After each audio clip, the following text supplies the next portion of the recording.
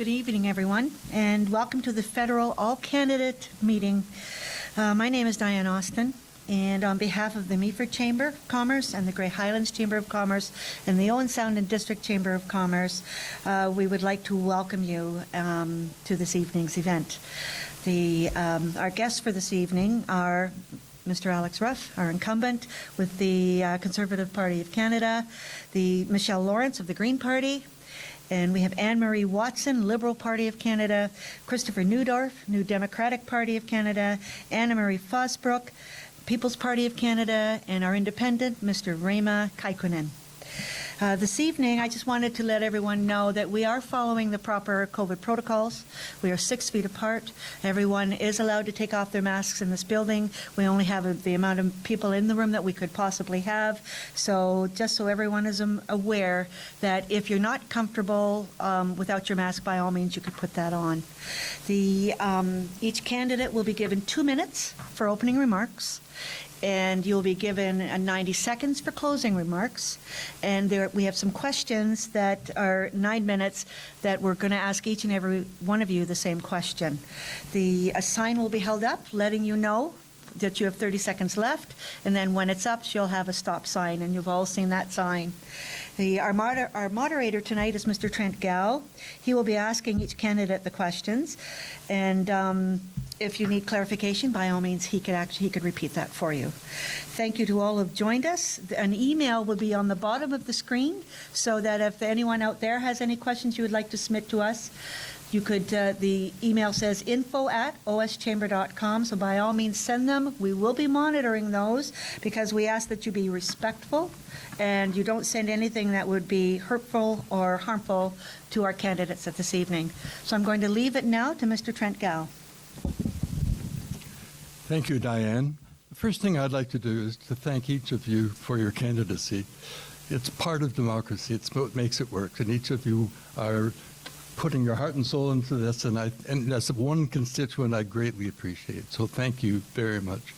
The other thing to say, and I don't think that this will be an issue, but please be respectful of each other. Don't speak over and don't speak out of turn. Everyone will have their opportunity, and that way answers can be clear.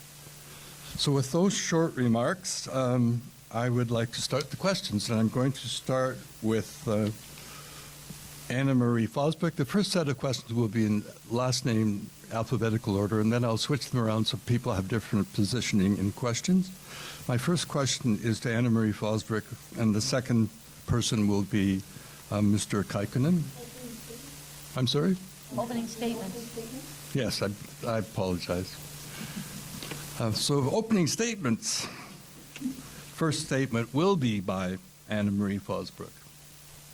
Thank you. Thank you very much. I just want to make sure I got my microphone at the right spot. All good? Okay. So thank you very much for the opportunity to be here.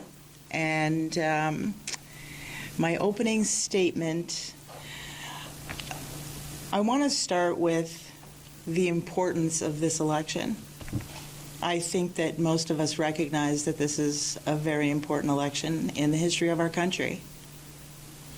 I've received a great deal of feedback, as I'm sure the other candidates have as well, with concerns about people's rights and freedoms and a whole variety of things that have come to light in the last 18 months.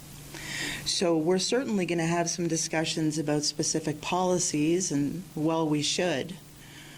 But I just want to make clear that underlying everything that we talk about is the rights and freedoms of Canadians. And that's going to be my focus. When I think about the impacts of government on our people, I think in terms of social impacts, everything that everybody's lived through in the last 18 months has shown us the gaps in our society that people fall through and remain down. So it's very concerning. I just want to say that it's a good time for us to have these discussions. And I'm looking forward to elaborating at future opportunities knowing that it is a limited opportunity for discussion tonight. So I invite people to continue to have those conversations with me. Thank you. Thank you. Next speaker will be Mr. Kaikkonen. Thank you. Just a few words about myself. I'm a family man with 7 children and 17 grandchildren. Farmer, businessman, and pastor. My platform is faith, life, freedom, liberty, and opportunity. I believe these are the ingredients that releases the best in the nation. I'm running because I believe the good folks of Bruce-Grey-Owen Sound need a real choice. Everyone recognizes that the current government is broken. There's a serious disconnect between those who govern and the people who elected them. The last 20 months have exposed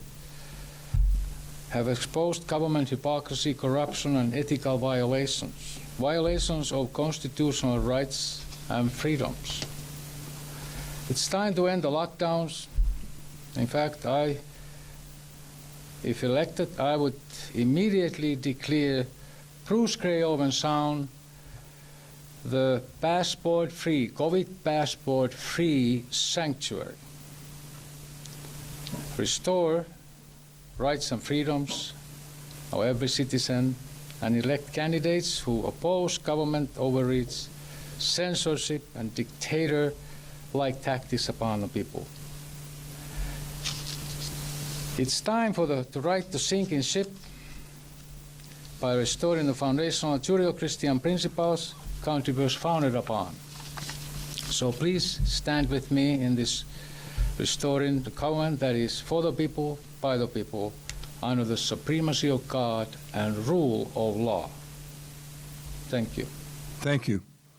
Ms. Lawrence? Thank you. I'm Michelle Lawrence. I'm the Green Party candidate. I want to start by saying that the area of this riding that we're seeking to represent here, Bruce-Grey-Owen Sound, is similar to the bounds of a treaty written in 1836, which promised that this land be protected for the Saugeen and Ojibwe Nation forever from the encroachments of the whites. And that's a quote. The treaty claim was brought to the court in 2019 and has gone through its first stage this summer. The judges ruled that revoking the bounds of this treaty in the place of reserves in 1854 was unjust. In its next stage, there will be remedies. I start this way because we are all going to weigh in on climate change today, and it is Indigenous peoples that have been the land defenders this whole time, sticking up for the treatment of the environment that we all depend on.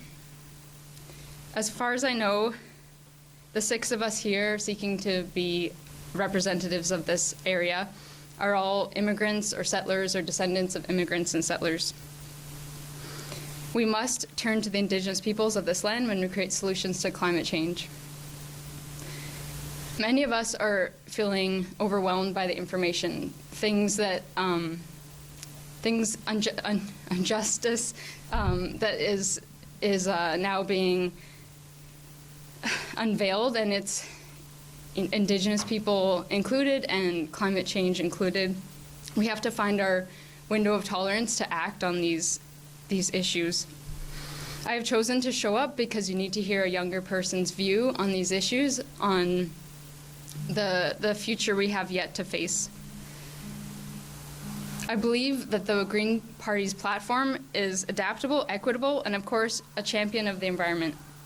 Caring about the environment used to be a niche characteristic for a federal party, but is now a necessity. Thank you. Thank you. Mr. Newdorf? My name is Christopher Newdorf. I am the NDP candidate for this election. And, folks ask me a lot, why did I do this? After I'm done assuring them it's because I'm not crazy, it's because I believe in something. I believe in this community. I believe in this country. I believe in us. I think we're facing extraordinary crises right now. We're facing a climate crisis that is becoming inignorable.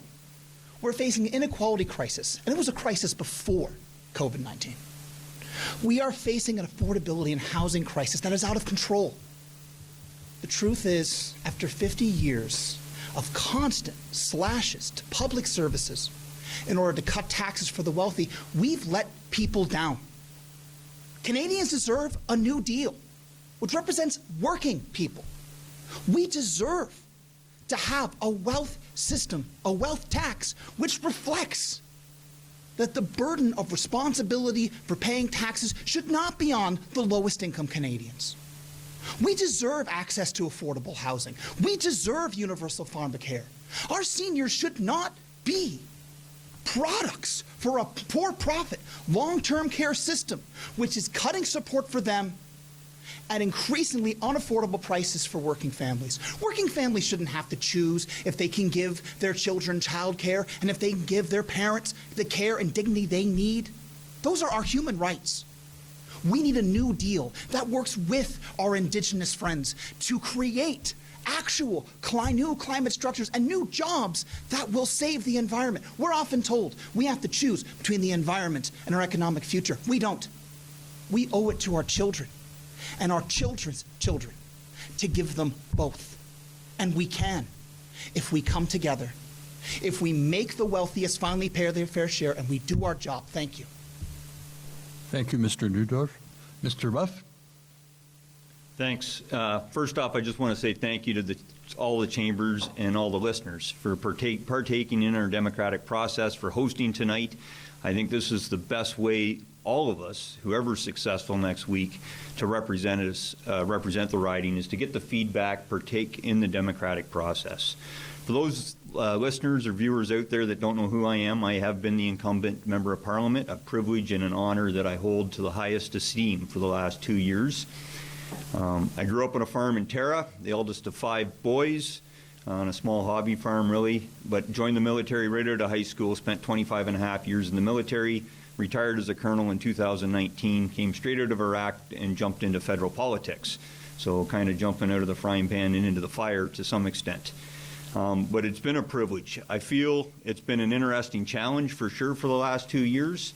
Obviously, the pandemic has thrown a wrench into a lot of the new class of 2019 that were fortunate enough to be elected. But I stood up right off the get-go and represented our farmers, our small business, the disabled, our veterans, and our seniors.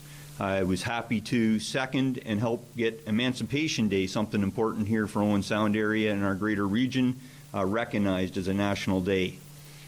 We pushed back, myself and a number of colleagues, against the current government's cut to the visually impaired, and were successful in reversing that small cut of really only $1 million a year, which is a lot of money for a lot of us. However, when they're spending $424 million a day right now, you'd think you could find $1 million for our disabled. But our Conservative Party has a platform. We're the only party with a solid plan with 5 key pillars to recover the 1 million jobs lost, to get the economy back under balance, restore accountability in Ottawa, take care of health care, and ultimately make sure we're prepared for a future pandemic. Looking forward to the debate. Thank you. Ms. Watson? Thank you. Good evening. Thanks for the opportunity and for coordinating this event. I'm Anne-Marie Watson, your Liberal candidate for Bruce-Grey-Owen Sound. I graduated from the University of Guelph in political science while farming and raising 2 children.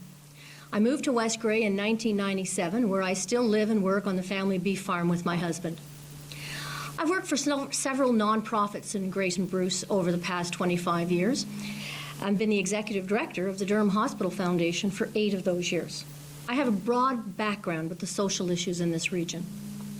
I've also been involved with physician recruitment and know firsthand the difficulties of attracting doctors, nurses, nurse practitioners to this area. The Liberal Party has had people's backs throughout this pandemic, supporting them with health care, income, and business supports. A re-elected Liberal government will finish the fight against COVID, introduce affordable and accessible childcare so that women can go back to work, fight climate change, and grow the economy. On a personal note, I am committed to creating an environment where business and the economy can thrive in Grey and Bruce, to ensuring health care to all of our people, standing up for agriculture and the environment, and to helping Canadians get into their own homes.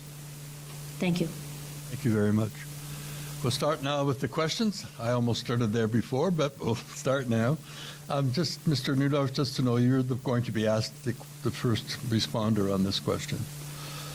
This federal election is taking place less than 2 years from the last one. Is this timing beneficial for the residents of Bruce-Grey?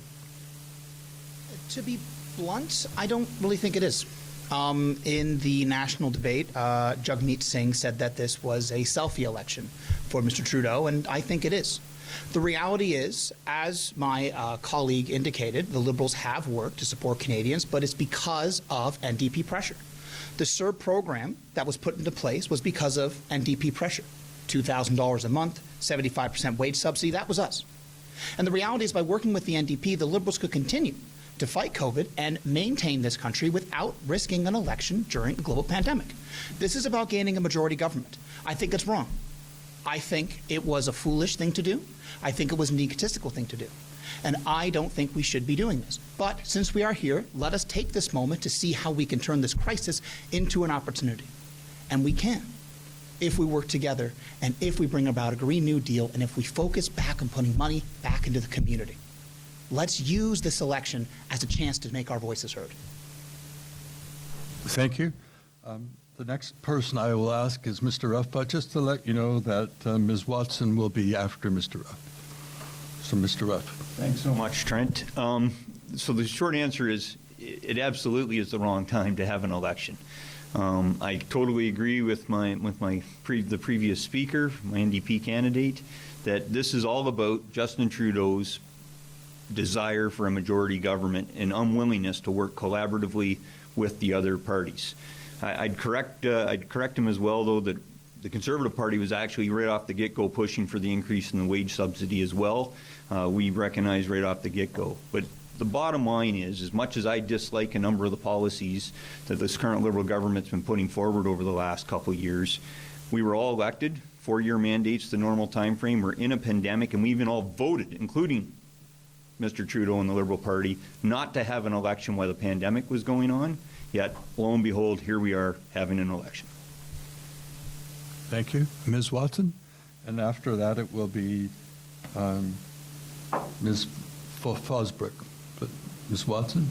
So I'd like to just adjust my response a little bit, if I may, and point out to my esteemed colleagues at this point that I don't know if there's ever a perfect time to have an election, but in all of the discussions that I've heard involving Justin Trudeau, never was the word majority used. What we have heard is that we wanted an opportunity to go to the people and ask for their support and ask if we're in the right direction.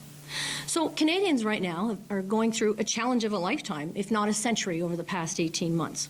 The Liberal government reacted swiftly to protect Canadians' health and support them in extremely difficult times, and now we want to go forward and ask the Canadian public, are we on the right track? Ask them for their support, ask them for their mandate. And I just do want to point out that, well, no, I'm going to skip that one. So as a reminder, the Conservatives voted against the budget in April 2021, hoping to force a non-confidence vote, which would have caused an election to be called. Alex Ruff himself voted against the budget along with his party on April 26th. The NDP voted with the Liberals, allowing the government to keep working for Canadians. Why would it have been acceptable then and it's not acceptable today? Thank you. Ms. Fosbrook? Thank you very much for the question. I think this is a great time to have an election. I think we've reached a pressure cooker moment where Canadians are clamoring for the opportunity to say, this is what we really want. Now, I'll grant you the compressed time within which this election is taking place, I take issue with. Like, I have my voter card here, and it says, vote by mail, apply by Tuesday, September 14th. That's today. If you're only applying today, how does that play out to get results on the 20th? That's just an observation. I take exception to the mandate, the use of the word mandate in the context of somebody gets elected and therefore I have a mandate. Well, I'm not so sure that the mandate is being interpreted the way it truly should. So, thank you. Thank you very much. Mr. Kaikkonen?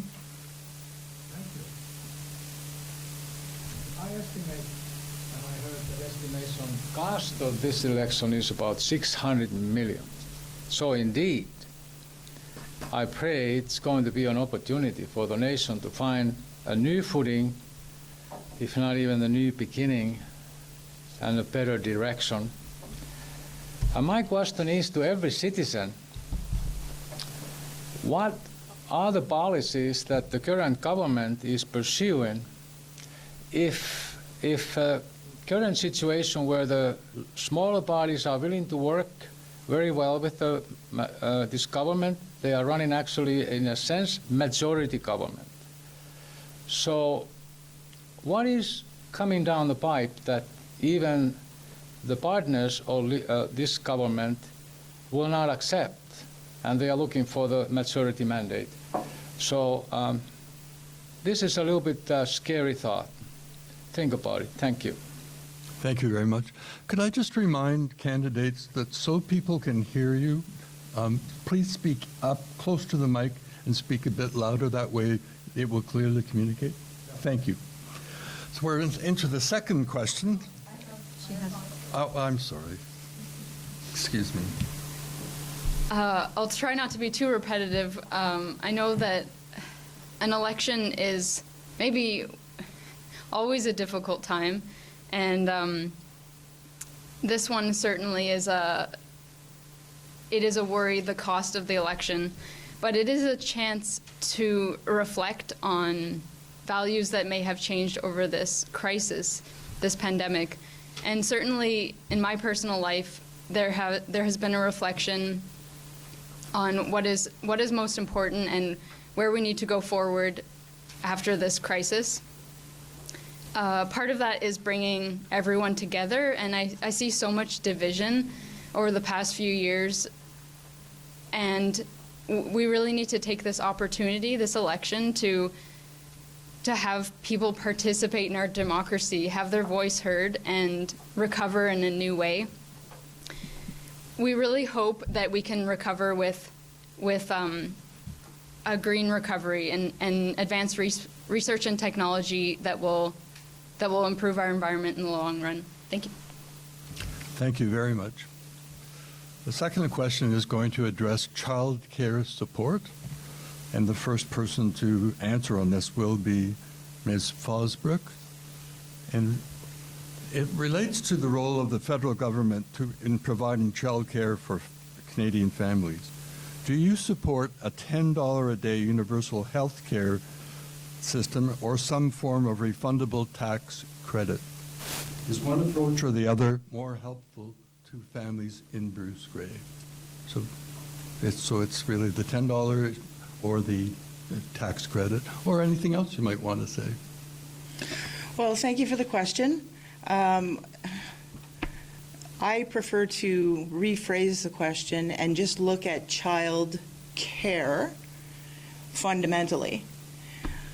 What I'm hearing about right now is people are very concerned about their parental rights. And you can talk about child care, and certainly I'm in support of making sure that families have what they need.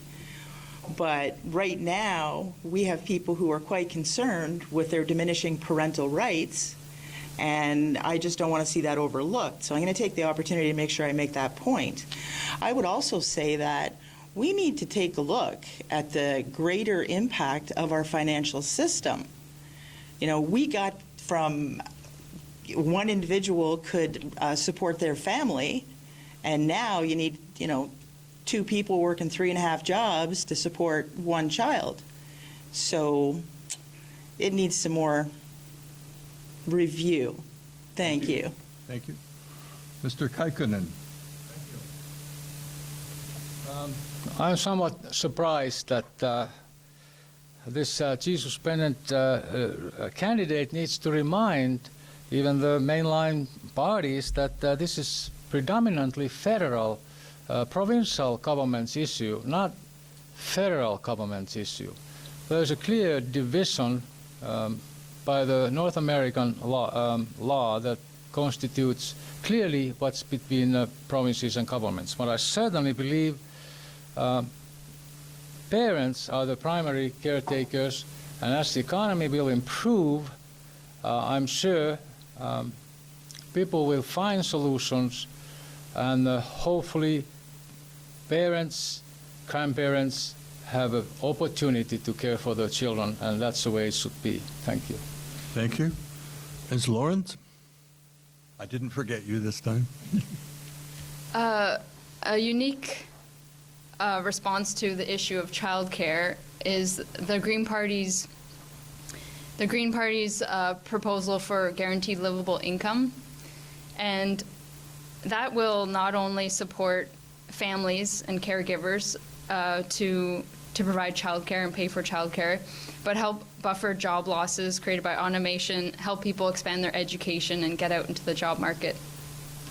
So the Liberals have created a poverty reduction strategy, and it has increased funding for low-income families and increased the child care benefits. And they now propose the $10 a day daycare, but beyond all those tiny programs, the Green Party wants this full package where we can support low-income families with cash payments, and they can choose whether they want childcare or to have a well-funded home caregiving situation. Thank you very much. Mr. Ruff? Thanks again. So, yeah, we absolutely believe that the federal government can support and work in collaboration with the provinces to help hardworking families with their child care. So what we're proposing is increasing funding by converting the current child care expense deduction into a refundable tax credit covering up to 75% of the cost of child care for lower income families. It's the lower income families that are going to benefit the most from this. Currently, right now, a family that's making less than $30,000 can claim a total of $1,200. Under our plan, they'll get up to $6,000. The median wage in this in Bruce-Grey-Owen Sound is just under $70,000, and for a family that's making an income of $80,000, they'd be able to claim up to $4,800. So this is a program that can be implemented immediately, unlike the child care spaces that the government's currently promising, that they've been promising since 1993, yet they've yet to deliver. Thank you. Ms. Watson? Affordable and accessible childcare is one of the Liberals' key issues in the election platform. Our plan will deliver $10 a day childcare within 5 years or less. We're going to build 250,000 new high-quality childcare spaces and hire 40,000 more ECEs. Just as a note, when mothers re-enter the workforce, it will add 1.2% GDP to the 1.2% to the GDP and create 250,000 jobs. I'd like to read something, if I may, to make sure it's accurate. On September 10th, Gordon Cleveland of Policy Options, which is a nonpartisan publication, compared all the parties' child care plans, and he says, the Liberals have a far better plan for making child care affordable, while the Conservatives' tax credit would only have a minor effect on affordability. Even the NDP under Jagmeet Singh supports this direction. Under the Conservative plan, 30% or more of after-tax income would be required to pay for child care, while under the Liberal plan, families would spend just less than 5% of after-tax income on child care. Affordable, high-quality child care has the potential to add 240,000 workers to the Canadian workforce. Thank you. Thank you. Mr. Newdorf? So the NDP has been consistently and strongly in favor of a universal child care program at $10 a day. And like the Liberals, we agree that this needs to come with not only hiring more ECEs, but where we go a step further is we want to increase their pay significantly. ECEs are professional workers. I used to be an ECE myself. I used to work with ECEs.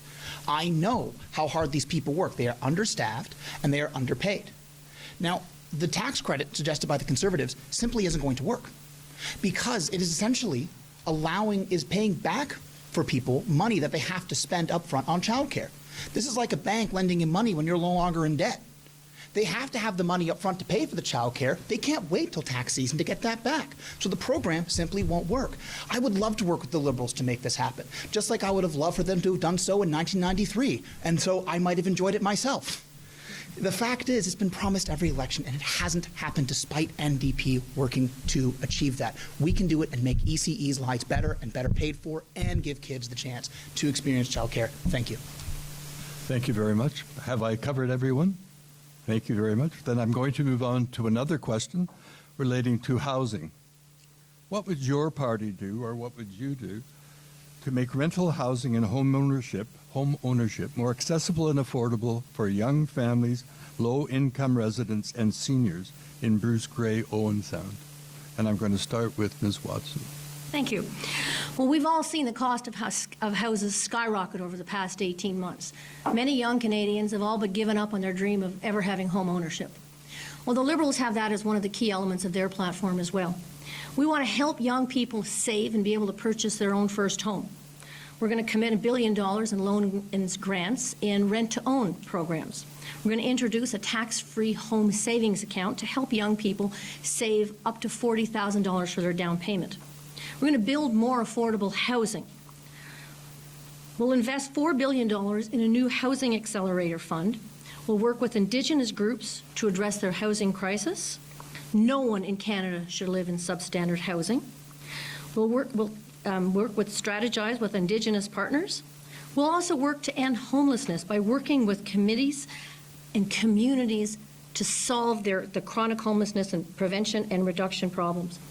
The Liberal Housing Plan will help 100,000 people buy their own home, build more than 20,000 affordable housing units, and work with communities to end chronic housing. Thank you. Ms. Lawrence, housing? The housing and rental market is inaccessible to many desperately in need of housing. Rising prices in the past couple of years have not only pushed first-time home buyers out of the market, but also renters. Let's remember that 1 in 3 Canadians is a renter, and they are becoming much more subordinate to landlords and property investors under the system we have.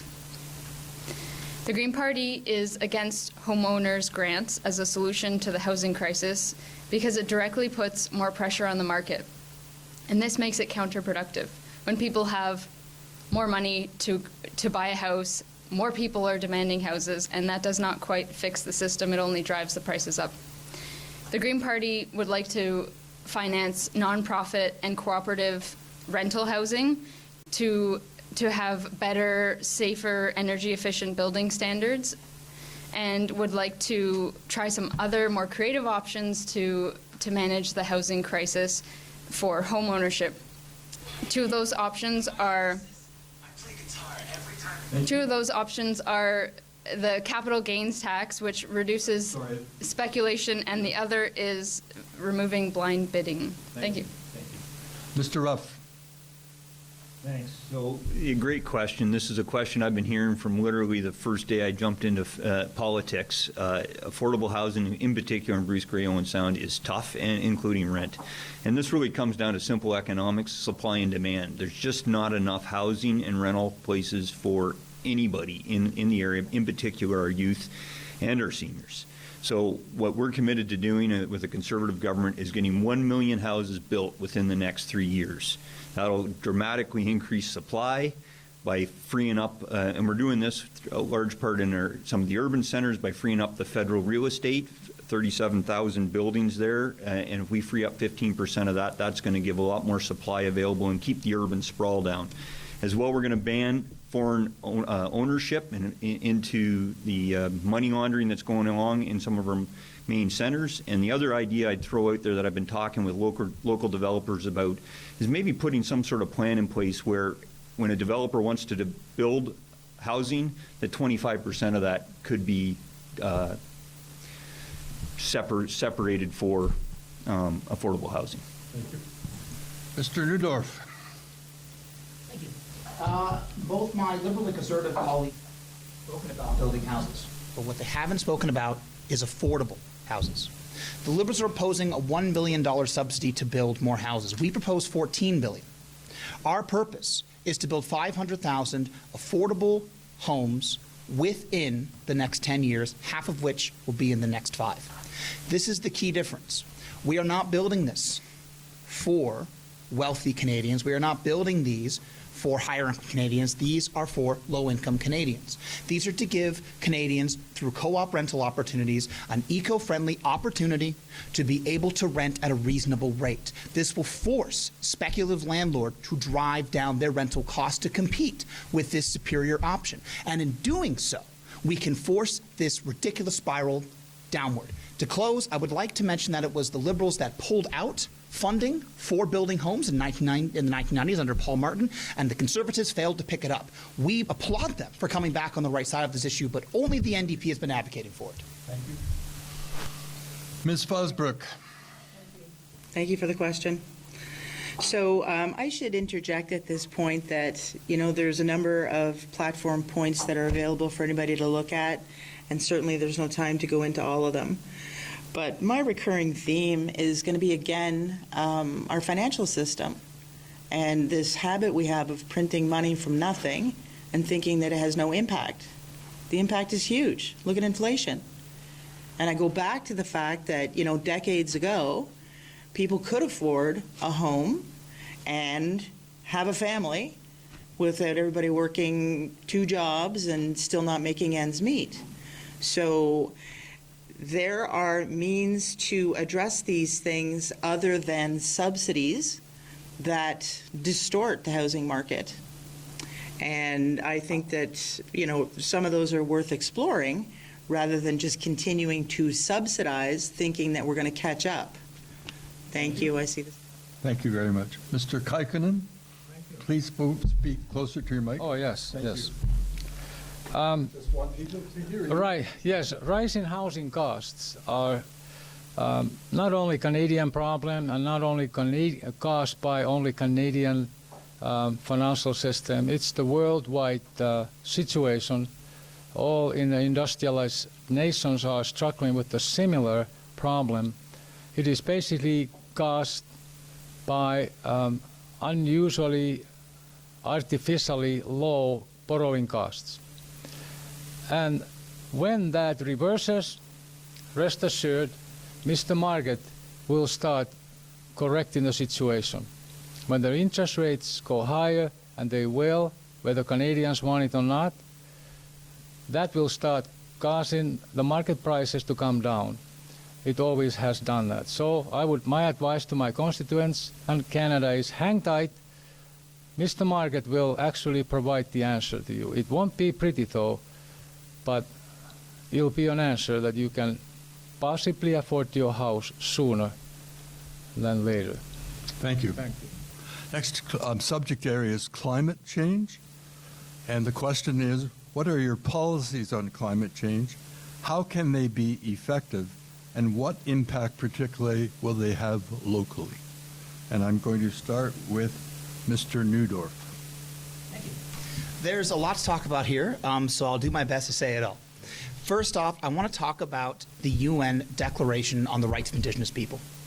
The reality is this has finally been recognized by Canada thanks to pressure by the NDP.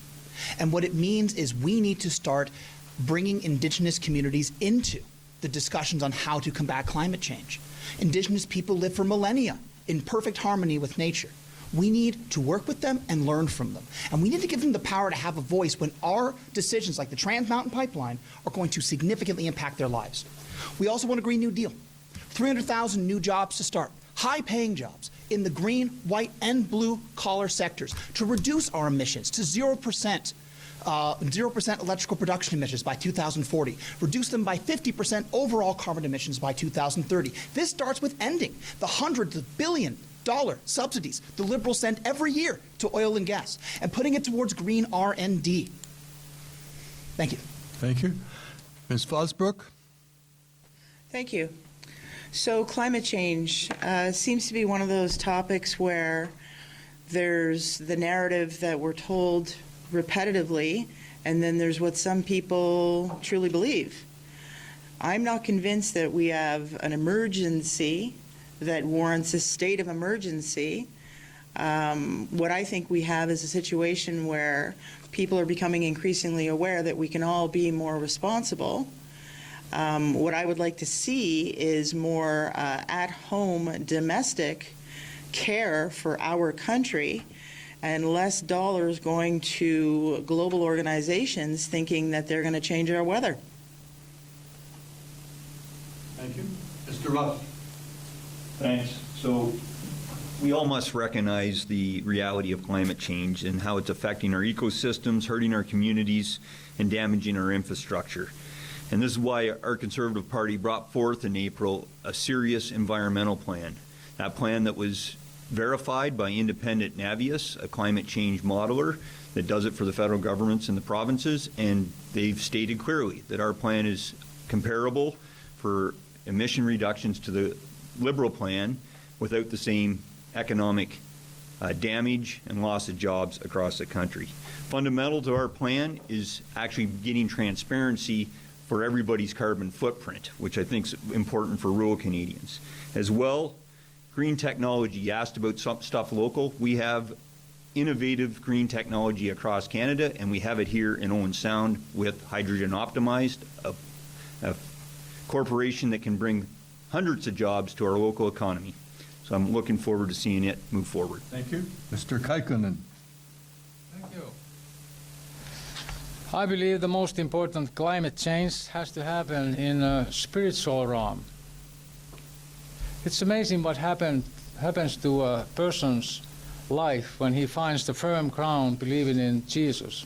He starts knowing why he's here, what the purpose is here, where he's heading. He spins wheels less. Everything kind of settles in the life. The money goes further in the family, and that is a known fact. I've seen that, experienced that. I believe that's a good start. And technologies right now are on the way that will provide solution. Electric cars are on the way, whether there's any subsidies or not. It's coming. And Canada is not one of the biggest problems on that front. So as a candidate, I would propose that this nation starts honoring the principles of godliness. Thank you. Ms. Lawrence. Canada has the opportunity of a lifetime to invest in a post-pandemic green recovery with actionable measures to cut emissions. A green recovery will simultaneously create the jobs we need, secure our economic future, strengthen our social safety net, and help our country do its fair share to combat the climate emergency. The Green Party proposes a 60% reduction in emissions from 2005 levels by 2030 with clear enforceable yearly targets. All the other parties have set reduction targets that are lower than this, and they're not on track with the Paris Climate Agreement and will not meet our fair share of reduction globally. I also want to make note that earlier this year at the Conservative Party convention, perhaps where they proposed this policy, 54% of voting delegates voted against a motion that would include the following phrases in the party policy: "We recognize that climate change is real and the Conservative Party is willing to act." Thank you. Sorry. Thank you. Ms. Watson. Thank you. Let there be no doubt, climate change is real, and it's an emergency. We saw wildfires in the west, and drought hitting the prairies, and crazy heat waves here across this part of eastern Canada. The Liberals have a bold plan to address this, create more jobs, support cleaner communities, and cut pollution. We will create clean jobs in the green tech and energy sector and make sure no one's left behind. We're going to work with our Indigenous partners to create more of these solutions. We'll help industries create and adapt to clean technologies, and I'd like to point out to Mr. Ruff that the Hydrogen Optimized was funded to $4.3 million by the Liberal government. We'll provide a $5,000 rebate on buying a new zero-emission car, create 50,000 more charging stations, and by 2035, all cars sold in Canada will be zero-emission. We will eliminate subsidies for fossil fuels in 2 years instead of 4. We're going to work with agriculture because they're part of the solution and not part of the problem. And we will meet our shared goal of net zero emissions by 2050. Thank you. We're moving on to another area, and Ms. Lawrence will be starting. Labor shortage. What is your plan to recruit the labor and skills that are so short in certain areas in our region? The Green Party will start by supporting the workers and consumers in our society to be at their best, and that means continuing guaranteed livable income, or beginning that to replace the support programs that we have started in the pandemic. Beyond that, there's a huge investment that can be made in green recovery. starting with increasing funding for disaster mitigation and adaptation fund, funding mitigation activities, stormwater systems, restoration of wetlands, shorelines, and natural infrastructure, and developing transdisciplinary partnerships with governmental, nonprofit organizations, academic institutions, and industry to invest in research and necessary equipment.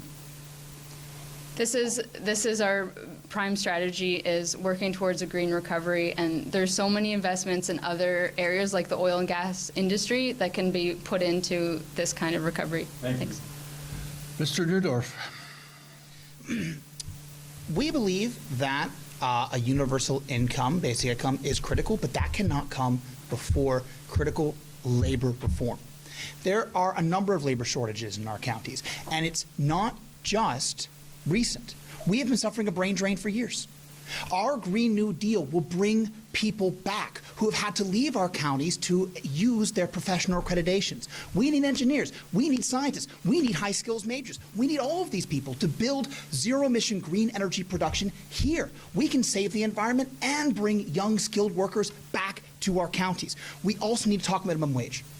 Anything less than $18 right now in Bruce-Grey is simply not enough to live. That's why we support an immediate $15 and soon to $20 federal minimum wage. We also support cost of living adjustment, which will bring that immediate amount up further. It is simply not responsible to set a minimum wage without adjusting for inflation, which is why we want COLA. Thank you. Thank you. Mr. Kaikkonen. Thank you. I hear that labor shortage is actually a real problem in this area. Small business and medium-sized business have difficulty finding people who fill the positions. And that is a very grievous thing. The nation at its best is when everyone is all day long thinking how they can serve their fellow man so that the fellow man will lay down his hard-earned money to buy the services and goods. That's the basis of free market economies, and the federal government's one task is to provide that environment where the people desire to go and serve in the places of service rather than lean back. Thank you. Thank you. Ms. Fosbrook. Thank you. So, on the one hand, we have a shortage, and on the other hand, we have this situation where we have employers, and, you know, there's levels of government that are some of the largest employers around. And when we segment work into part-time work with no benefits, that doesn't help people. And I also don't think it helps when, again, we have a financial system where, you know, we're taxing people far more than we, I think, should and need to. I think government's a little too big and bloated. And if we were to not tax people as much and they had a little bit more take-home pay and didn't feel like they had to run to the city to make the higher wage, perhaps they might stay local. I mean, I think ultimately, as we go through this whole pandemic business, we've come to learn that restrictions on businesses by government don't lead to prosperity. Thank you. Thank you very much. Ms. Watson. Thank you. Well, I've heard from businesses and farmers as well that they can't find people to work. I've seen the help wanted signs just as you have. Many people are blaming CERB for the problem, saying if the government would just cancel the program, then people would get back to work. Well, I've done the math, and on a 40-hour-a-week job, CERB is paying them a whopping $12.50 an hour. Nobody's getting rich. But what CERB does do is it ensures parents that can pay their rent and feed their families. It allows mothers to stay home with their children rather than spend their entire check on childcare. It gives them the choice of not returning to a job where they feel unsafe. When COVID hit and businesses closed, employees started their own businesses, changed careers, and returned to school. That doesn't solve the problem. So we will create $10 a day childcare so mothers can return to work. welcome temporary workers to Canada to make it easier for them to apply for permanent residency. We'll welcome 2,000 skilled refugees to fill labor shortages in areas and sectors such as healthcare, improve foreign credential recognition, make it easier for workers to relocate, train workers for green jobs, and welcome diverse Canadians into the skilled labor. Thank you. Thank you. Mr. Ruff? I'll try to spit out 5 key things that we're going to do to try to address the labor shortage that is right across all sectors. We're going to double the apprenticeship job creation tax credit for the next 3 years. We're going to invest $250 million over 2 years to create a Canada Job Training Fund that will specifically help laid-off workers get immediate access to training, reach out to traditionally underrepresented groups, support the talent needs of small businesses, and otherwise help workers get the training they need, especially focused on those areas of shortages of skilled workers. Number 3, we'll create the Working Canadian Training Loan to provide low interest rates of up to $10,000 to people who want to upgrade their skills. 4, specifically important in our area with farming, we're going to develop a long-term strategy to extract skilled workers to the meat processing sector. Currently, there's a 30,000 worker deficit across the country that's putting our supply chains at risk. And finally, we're going to work through a credential task force to make sure we can bring in skilled labor from around the world into our area and across this country quickly and efficiently. Thank you. Next question relates to Indigenous people of this area. I'm going to start, Mr. Kaikkonen, with you, and then the others. So question 6, what would you do to ensure that the Indigenous people of this area have fair access to basic services, including clean water, quality education, traditional hunting and fishing rights, respect, and reconciliation? What would you do? Thank you. Just like to make an observation and point out the First Nations budget is one of the second largest budgets in the country, right next to the military budget. I don't believe that the more monies can actually resolve the matters, but redirecting, reallocating the monies that already are used for that purpose to make sure that indeed the First Nations will have clean water and housing. And I believe we should just find healing with one another. And Jesus goes long ways when he says in the Lord's Prayer, forgive as we have been forgiven ourselves. And that's a forgiveness by decision, not by feeling. Jesus demonstrated that, and I believe we can copy him safely and find way forward. And this we had to do in Jesus' name. Thank you. Thank you. Ms. Watson. Thank you. The discovery of unmarked graves at residential schools shocked Canadians. Many of us who knew little about the schools or abuses until fairly recently. With almost 6,000 bodies already discovered, mothers especially are gutted that such a thing can and did happen. Canada's history has been whitewashed to hide the ugly parts, and that's just not acceptable. So I support the Liberal government's plan to make this part of the curriculum so we don't have this ever another generation that doesn't know. The most important part of our Indigenous policies is the full participation of the First Nations people themselves. Their voice must be present, and their rights must be ensured. Assembly of First Nations National Chief Roseanne Archibald unveiled her organization's top 5 requests, putting a commitment to continue on the path of truth and reconciliation at the top, followed by climate change, economic growth, First Nations jurisdiction, and strengthening of First Nations. And she acknowledged the Liberals had accomplished more in the past 6 years than any other party in history. Thank you. Thank you. Ms. Fosbrook. Thank you, sir.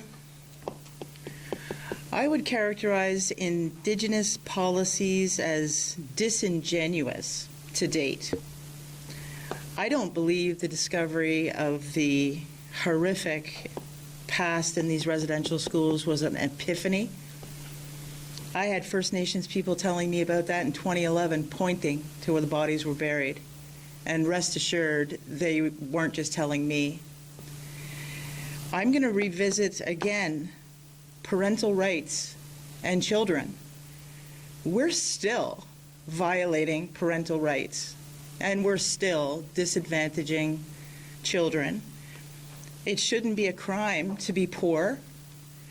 And I think what Indigenous people need and want is the same thing that everybody else wants: equal, fair, respect.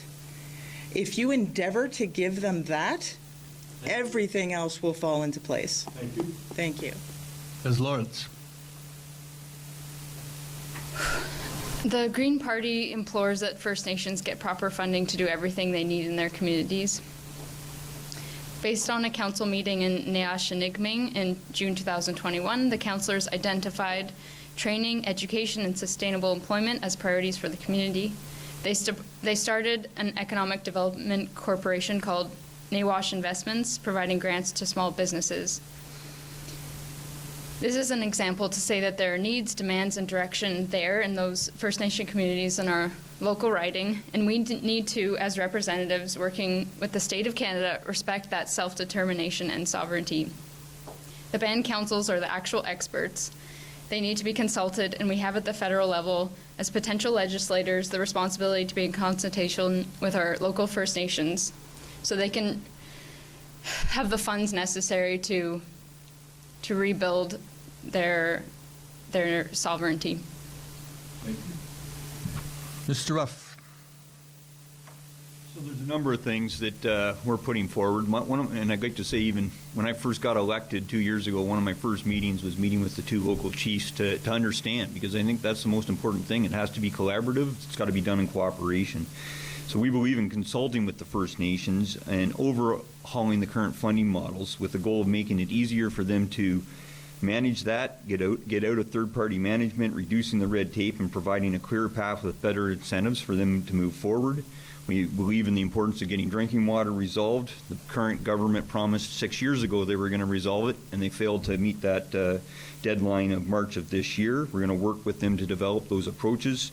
We're going to develop a comprehensive plan to implement the Truth and Reconciliation calls to action 71 through 76, and we're going to make sure that all Canadians understand our tragic history when it comes to the treatment of First Nations. Thank you. Mr. Neudorf. Thank you. First, I would like to say that, speaking of the Ontario curriculum, I'm happy to say residential schools are in the curriculum. I should know, I've taught it. And that's the way it ought to be. But I think we need to go further than just educating. That's the first step, not the last. Healing is going to be a multiple generations process, and it begins with recognizing the human rights of Indigenous peoples. The reality is the Human Rights Commission of Canada has determined that non-Indigenous children are receiving significantly more funding for every single issue of need. Yet it is the Indigenous children of this country who have suffered the intergenerational trauma of the residential schools. And the Liberal government has fought them in court to prevent paying equal amounts of money for Indigenous children. This discrimination must stop. Going further, we need to recognize that the United Nations Declaration on the Rights of Indigenous Peoples, I'm proud to say my party pushed the Liberals to recognize that means that First Nations need to have the right to give their consent before projects in their communities, such as the TC Energy Program, as the Nawash and Saugeen have turned down here. We need to give them that right. It is their right. Thank you. Next subject is one that's me-forward, but Georgian Bay related. Do you support the initiative by TC Energy to develop a hydroelectric pump storage plant on the federally owned shoreline of the DND Training Center in Meaford? First responder would be Mr. Buff.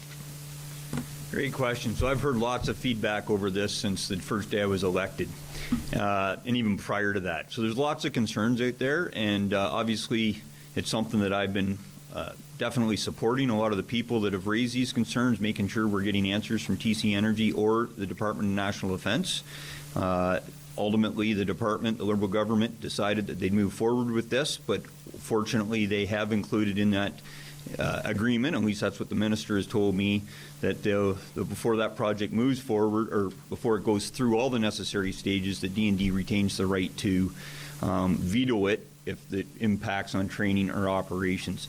But bottom line is, I'm sort of leaning to the side where the the pros don't outweigh the cons, and I'm still waiting for TC Energy to make a real clear business case on what problem they're going to solve and how this is going to help our area and all Ontario taxpayers. Thank you. Mr. Kuikanen, what is your view on pumped storage energy? Thank you. I must admit that I am not very familiar with this issue and not very qualified to answer. But in principle, any project like this that is not clearly understood by community cannot be just railroaded and initiated. So I would suggest that they need to find a way to engage with the community and explain it clearly whether they actually consider it beneficial. Thank you. Thank you. Ms. Lawrence. With the other two candidates here, it sounds exciting to have this this storage unit for renewable energy. Unfortunately, there are a lot of cons, and a lot of those are environmental. The return from the energy employed is estimated to be only 70%, and the reality is we have better, newer technologies at our fingertips that can be more efficient and less harmful to the environment. One of the biggest concerns is that the intake and outtake of all this water is not held to high enough environmental standards, and there's a lot of impact on the local ecosystem. It definitely needs to be reconsidered, and TC Energy needs to go through all of these environmental standards before it's approved. Thank you. Ms. Fosbrook. I, too, am not intimately familiar with this particular project, but I am intimately familiar with the public consultation process that I've seen and lived through, and it's sorely lacking transparency, true consultation, and ultimately a public understanding of what is the impact. So you can show me 700 pages of consultation and studies, but what people deserve to know and often don't know is what is the impact. What's the impact in the short term? What's the impact in the long term? Without everybody reading from the same page, same factual information, you're never really going to make the best decision. Now, I'm not saying that the NIMBYs should win. What I'm saying is that the facts should dominate the conversation and the outcome. Thank you. Mr. Neudorf. Thank you for bringing this up. It actually relates directly to my previous response. I think this is a perfect opportunity to enforce the United Nations Declaration.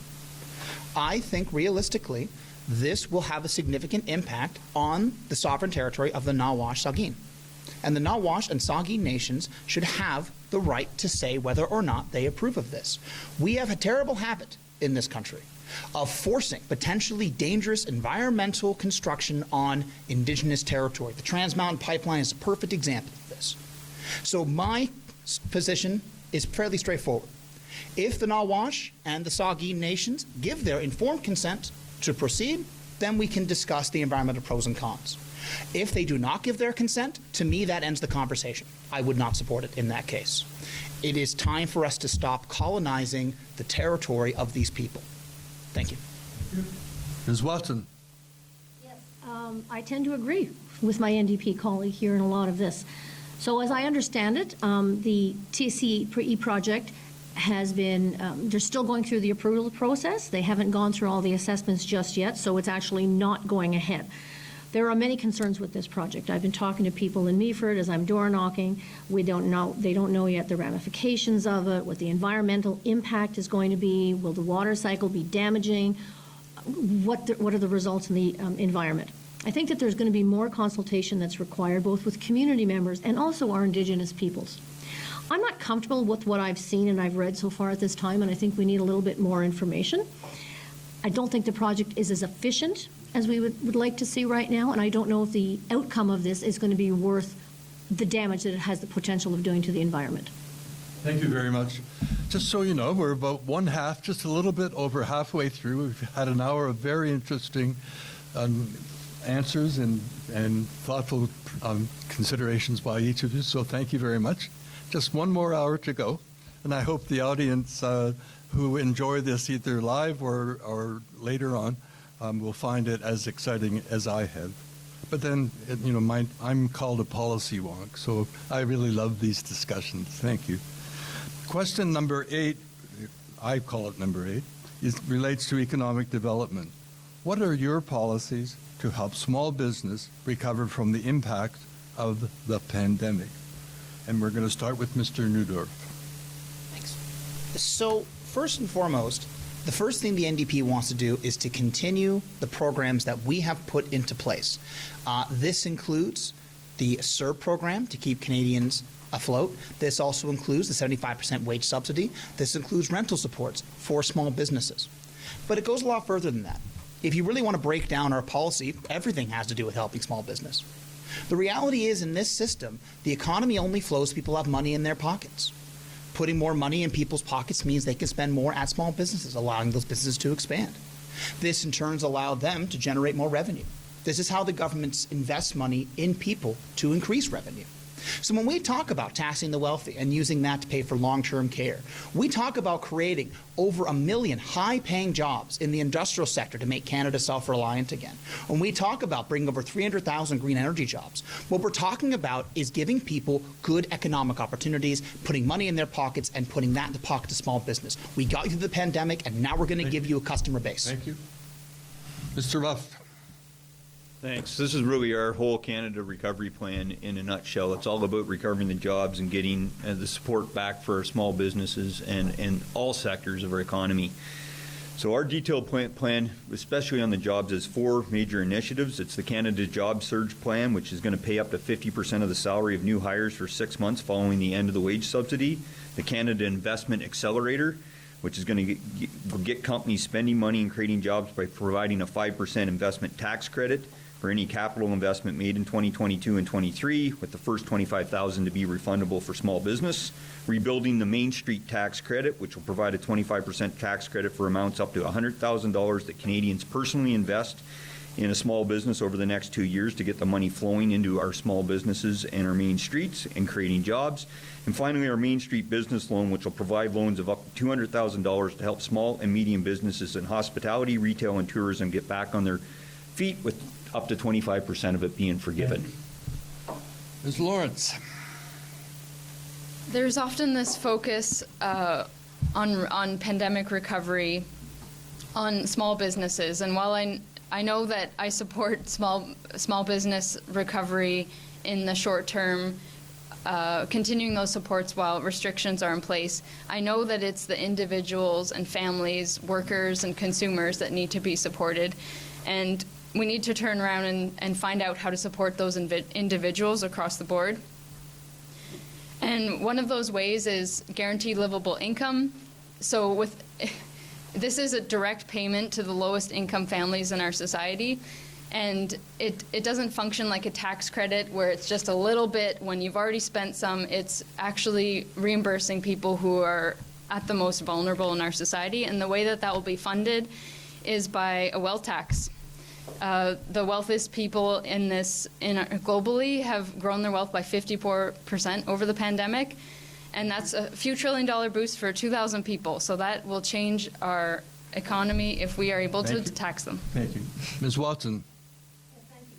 In a nutshell, the Liberal plan for economic recovery is to put people back to work. Canada has already recovered 92% of the jobs that were lost during COVID, and we have a plan to add an additional 1 million jobs.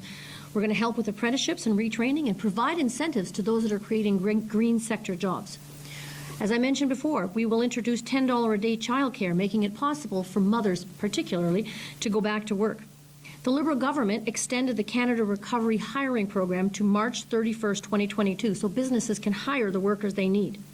We have a plan to help almost 160,000 small and medium-sized businesses adopt new technologies. We're going to invest in nationwide broadband to improve jobs and education opportunities.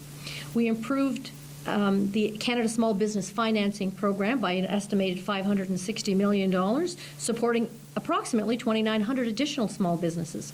We will double the union training and innovative program to $50 million a year, targeting women, Indigenous people, newcomers, people with disabilities. I pause. Thank you. Mr. Kaikkonen. Thank you. Small and medium-sized business know very well what to do when given opportunity. I would try to make sure the government, certainly federal government, stays out of the way and finds the way to minimize any regulations that might be even right now hindering their operations. But talking about opportunities, I would actually start renegotiations with our trade partners, focusing on our Asian partners who are selling goods here at the ridiculous prices, using the labor that is nowhere near the way we are treating ours. And that, starting with the tariffs on them, and that would give opportunities for small business to actually start doing the products and making products and services here that are now done in Asia. Thank you. Ms. Fosbrook. Thank you, sir. So I agree that trade agreements, rather domestic or international, certainly play a part in this. But I also think that, fundamentally, if you're talking about economic development in any given community, you are talking about small business, predominantly small, medium-sized business. And given that we deemed a lot of them not essential, not exactly a huge vote of confidence for their business. So I think that first and foremost, we need to allow people to actually conduct business, not bog them down with bureaucracy, paperwork, regulations. And I think that if we were to take a view of, rather than giving them subsidies and loans and grants, maybe allow them to keep more of their money in the first place. And that might help them tremendously, I think. Thank you. We're going to another area, economics, fiscal responsibility. How are you going to address the deficit and staggering debt in Canada? And we're going to start with Ms. Watson. Oh, thank you. Canada entered COVID-19 with one of the best records in the G7, a AAA credit rating, the lowest debt-to-GDP ratio, one of the highest skilled workforces. All the elements that went into achieving that record prior to COVID are still in place. We can build back stronger. While some of the parties want to cut programs, to cut the deficit, that's just going to set Canada back. People have to come first in an economic recovery, so we need to get back to work. Our plan invests in people, innovation, and communities. The three biggest components are the plan to achieve $10 a day childcare, create a universal public health care system, including mental health, and have a plan to make home ownership a reality. I'd just like to end with a couple of quotes from the Toronto Star. The Conservative plan will cost more than $100 billion over the next decade, similar to what they're criticizing the Liberal Party for. And according to a former PBO staffer, says only the Liberal plan deserves good grades for overall fiscal credibility. Mr. Ruff. So I'd like to point out that first off, entering the pandemic, we were actually having negative growth rate and we weren't moving forward. So the current government was handed a windfall of money and sort of a balanced budget that they should have been saving up for the 4 years prior to the pandemic. But Canada's Conservatives got us out of the last recession, and so for those Canadians that are worried, they know who to vote for to get us out of it again. As we implement our jobs plan, we'll get Canadians back to work. We'll get the revenue needed to pay for the necessary services. We'll get unemployment down. We'll get those revenues into the government, and we'll also wind down the emergency spending in a responsible manner. Our plan for secure jobs and economic growth will reduce the deficit by almost 90% by repairing the economy, and we'll get this done within the next decade. And a crucial part of our plan is to provide new investments into research and development, high-speed internet access, tax measures such as a patent box. These will all have long-term benefits to the economy. Thank you. Mr. Neudorf. Our response to this boils down to the question, who's going to pay for it? You've heard a lot of policy proposals today, all of which will cost money. And yet, while my party has always asked the question, who's going to pay for it, we're the only ones with an answer. The wealthy are going to. Taxes have never been this low for the wealthy. We want to reverse the horrible tax cuts that have been given to the wealthiest Canadians at the expense of working Canadians. In May of this year, a wealth tax proposal supported by 82% of Canadians was presented to the floor. And every party except the NDP, and of course my friends in the Green Party, voted against it. This was outrageous. Right now, we are paying the majority of taxes. We are losing hundreds of billions to tax havens, to loopholes, to systems designed to be unfair.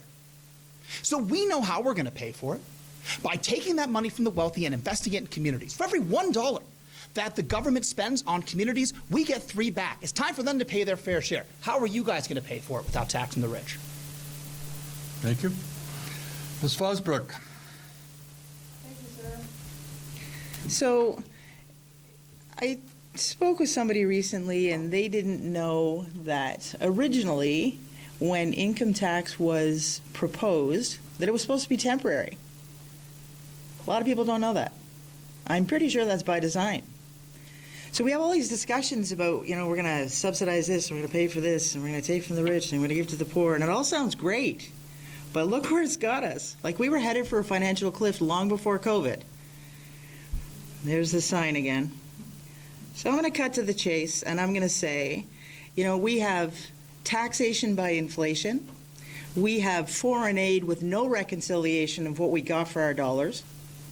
We need to take care of our budget here, first and foremost, and then perhaps we can venture outside to help others as much as we'd all love to. But we have a financial system that's broken. Mr. Kaikkonen.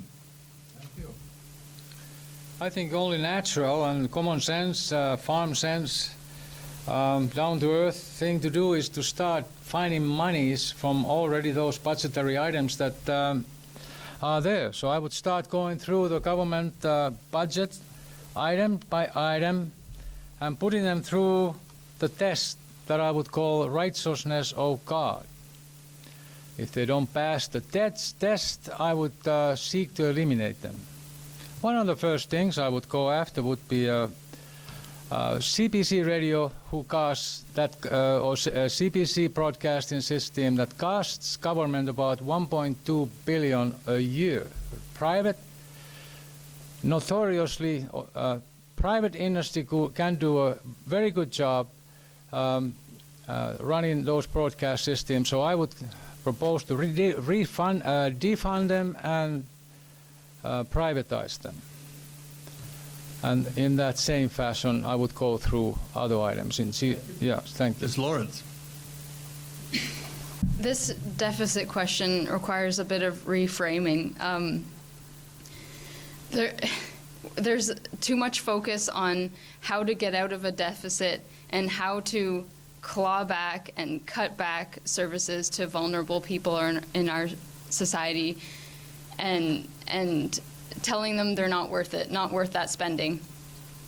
The Conservatives see these dollar amounts and they see a balanced budget as their primary goal, and will happily take those cuts, take those dollars back from the most vulnerable because they don't have loud voices. They're working several jobs, they're very busy, and they're trying to survive, and we hear their voice the least in our society, and it's much easier to respond to corporations that have the ability to communicate their needs.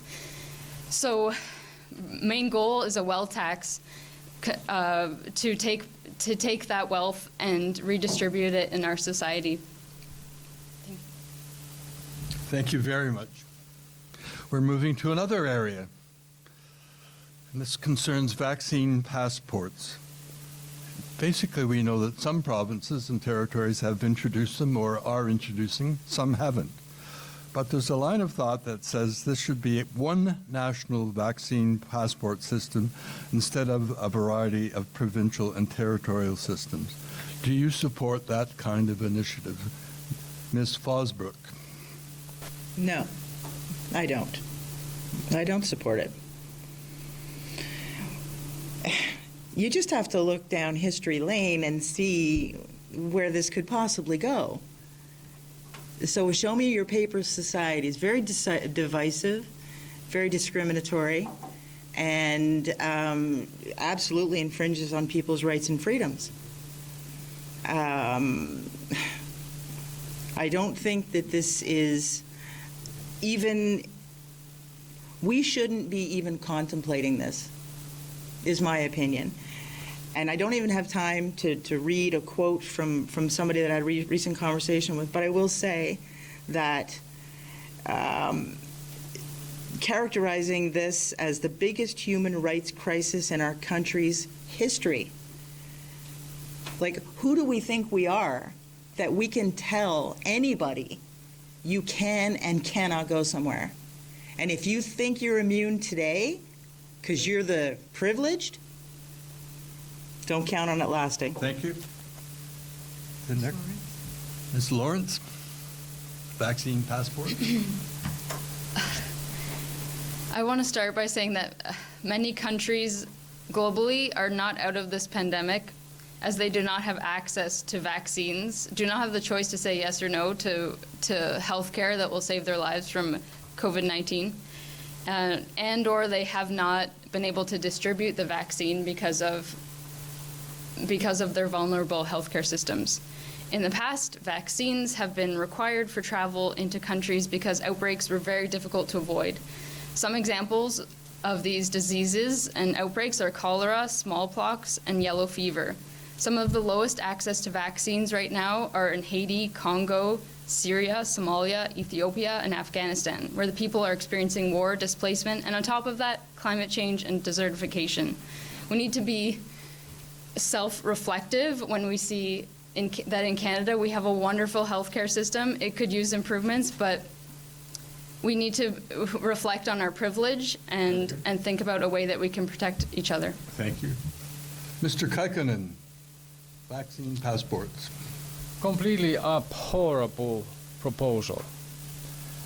And I might add that it's completely out of the constitutional rights that gives every citizen to choose their way without interference from governments.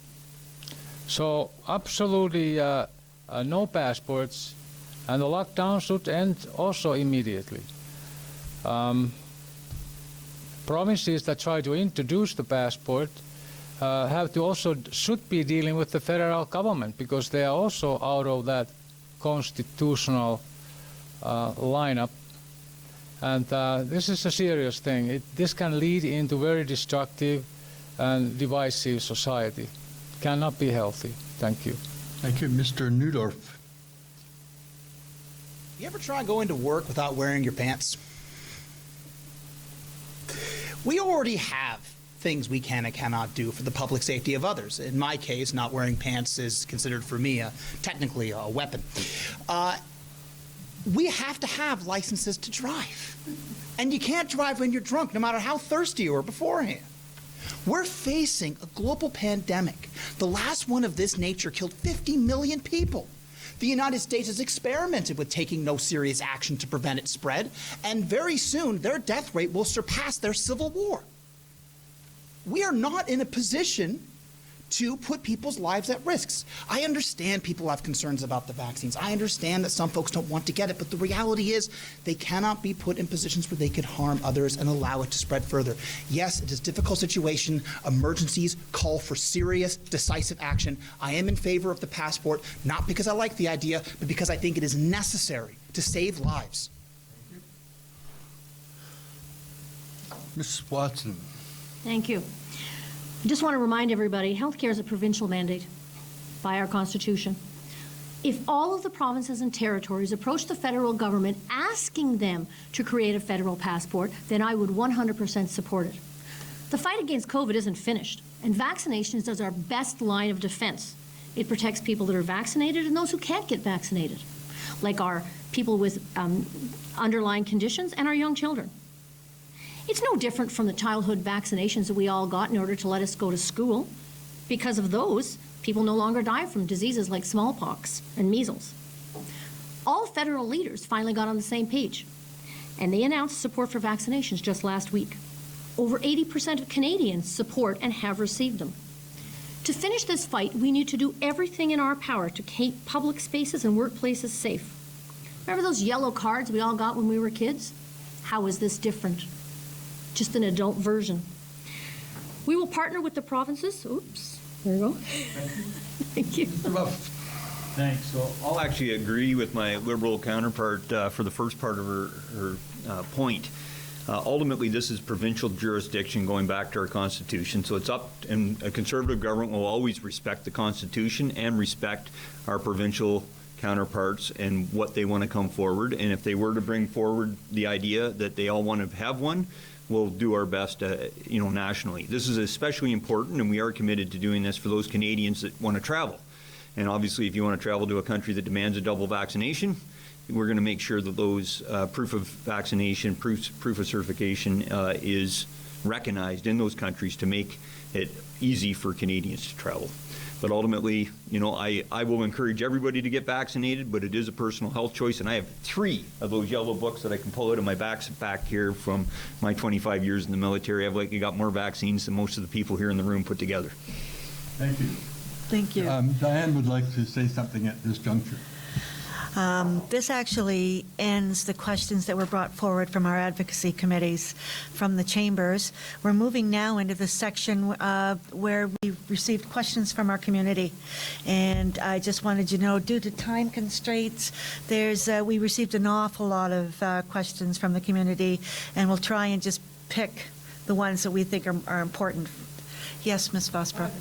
Yes. I would love to know all the questions that were asked, not because we're going to answer them, but I want to know what they are. I can absolutely send those to you. Thank and you to so all much. of you at the end of Every single one. Absolutely. Thank you. You're welcome. There are, another 20. Some 30. are repetitive and some are lengthy, but it's absolutely important. Fascinating, too. Absolutely. Thank you. Transparency is important. Yes. So do I start with And this one? I'll start that one. Yes. Okay, so another subject that has been introduced from the audience. What regulatory steps, if any, does your party propose to control the safe licensing and sale of firearms for hunters, farmers, and sport shooters? How would you limit access to powerful illegal weapons by criminals? And we're going to start with, Mr. Ruff. as it turns out, Mr. Ruff. So, yeah, fascinating question, and something that I've been very frustrated with a lot of the misleading commentary that's been put out by the current government. Canada already has some of the most stringent regulatory firearms legislation in the world. The problem with gun crime in this country is not to do with our law-abiding hunters, sport shooters, and farmers. It's to do with gangs, crime, drugs, and poverty. I've been speaking up in the House of Commons, I think, 8 times on this. I've asked for the current government to provide any data, any evidence that any of the measures that they've put in, or even define what they refer to as assault weapons, which have been banned since 1977, military-style assault rifles. Out of the 1,500 firearms banned, I couldn't get Minister Blair, to acknowledge any of them were designed for military use anywhere in the world. Thank you. Ms. Watson. Sure. That's what makes it fun. That's what makes it fun. So the Liberals never had any desire to target law-abiding gun owners, not farmers, not sportsmen, not hunters. The Liberals have taken action to protect the lives of those that are so often lost to large caliber assault and semi-automatic weapons. We never had a Montreal shooting with somebody that went in with a single-shot .22. That's not what took those women's lives. We didn't have people lost at the different other shootings with those kind of guns as well. Those are guns made to put food on the table. Those are guns made to protect your farm from the coyote that's threatening your crop. What we're trying to protect is the people of this country. And yes, we do have those assault weapons banned. Again, not targeting hobbyists. Thank you. Thank you. Mr. Neudorf. This is a complex issue. I am a target shooter. I'm a proud member of the target shooting community. And our policy, the NDP, is that we are concerned about illegal firearms coming over the border. We share a border with one of the most reckless manufacturers and distributors of firearms in the world. And it is a very easy thing to smuggle those guns into Canada and sell them illegally. And that is where the RCMP have estimated 50 to 75% of all firearms in any kind of criminal activity, from self-harm to violence. That's where they're coming from.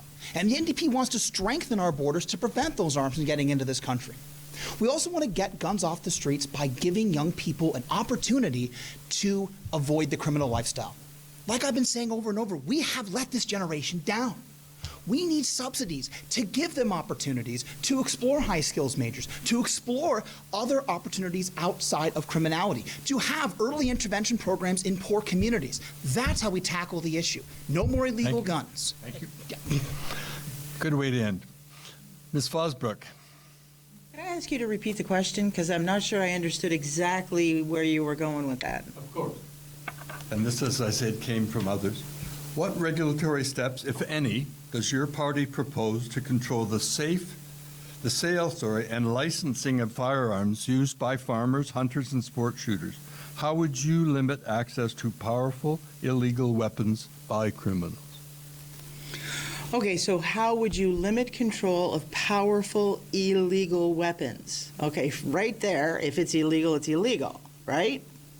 Moving from that point, I have not traditionally been a gun lover, but I've certainly come to recognize that there's a reason why certain individuals in certain landscapes, rural and whatnot, they need to keep these things handy. By the same token, I certainly understand that there's a certain demographic who recognizes that if they're not able to defend themselves and their family, then that might be a problem. So, whether you're looking to limit the rights of law-abiding gun owners, or you're in favor of defunding the police, or really don't care that our military is being diminished, all of these things have a common theme, and that is that we should be able to protect ourselves and not be solely reliant on the government, which is increasingly unreliable in a great number of respects. Thank you. Ms. Lawrence. My position is to control and ban the use of semi-automatic guns and the type that are used in mass shootings through North America. These policies are to follow other Commonwealth countries in banning these assault-style weapons. There's no reason to have these guns in our society, and even if they're owned by law-abiding citizens, they're available just because they're in their homes and around our communities. And it's a huge tragedy to have mass shootings, and I hope that we can come together, gun owners or not gun owners, and recognize that we don't want shootings at schools and elementary schools. Thank you. Thank you. Mr. Kaikkonen, gun control. Thank you. I certainly would not add any more gun controls. Guns go with democratic free societies. Certainly in the farming areas, we need guns. I have needed guns many times, a rabid fox or animal who is suffering from horrible accident just cannot be kept suffering longer. Many situations. So I believe current regulations are more than enough, and law-abiding citizens also need to have guns because criminals certainly have them. Thank you. Thank you very much. Moving on to another question that was submitted to us. Will your party be making modifications to the capital gains tax credits to income and/or property sales? If they will be made, what will they be? And it's going to start with you, Ms. Fosbrook, in terms of, I'll repeat it. Will your party be making modifications to the capital gains tax credits to income and/or property sales? If they will be made, what will they be? It must be getting late at night, because I guess I would just say that, It is getting late. yeah, not in favor of capital gains tax is my answer. Okay. Thank you. Thank you. Mr. Kaikkonen, what do you think about changes, or do you suggest any to capital gains or property sales taxes? I would not tamper with that. It's currently one of the ways that a normal person can actually find capital when they sell the house. It is one of those hopeful places where the normal person can rise above and receive the rewards of his labor. No changes, in my opinion, at this stage. Thank you. Thank you. Ms. Lawrence? A capital gains tax is just one of the ways that we can control the housing crisis. So there are other options in this toolbox, but the capital gains tax that the Green Party would propose is something that would be phased in over a period, so you have a time to get used to these new rules. And the other stipulation is that it is only effective in a period within 4 or 5 years. So if you have owned your house for 30 years, 10 years, you can still gain that income from selling your home. And this is just to discourage buyers and sellers that are flipping houses and kind of draw down the market, because those investments are what's causing this crisis. Thanks. Thank you. Mr. Newdorf? Well, there's a couple of approaches we want to take with the capital gains tax. First, I want to focus on new buyers. We want to lower the taxes on new home buyers, first-time home buyers, to actually give the 75% of millennials who see owning a house as a pipe dream, and the 40% that have just outright given up on it entirely, a chance to actually buy homes. We also want to increase capital gains for foreign speculation. One of the reasons that homes are rapidly increasing in prices so much is because foreign speculation is buying them well above housing market and then using them to jack up the rent. So you have two problems at one. It's driving up the cost of houses, and it's also driving up the cost of rent. We want to force these people out. Our party's starting with 20%. I say let's go higher.